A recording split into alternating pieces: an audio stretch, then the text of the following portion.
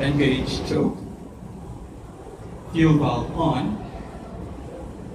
Alright, and initially supply gas. Okay. As you can see, the engine is easy to start, and during this process, the engine is set at high speed to increase cutter efficiency.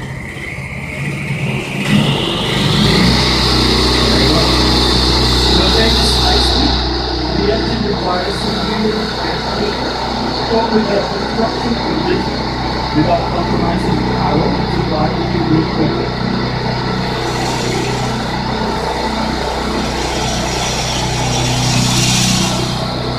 Okay, it's so dusty here, guys. But no problem. The 100 AF cycle engine performed well. That despite the business, to deliver the power required. It's just like the slightly smaller. Alright. Good job, next time. Okay. So since we are done, please turn off the engine.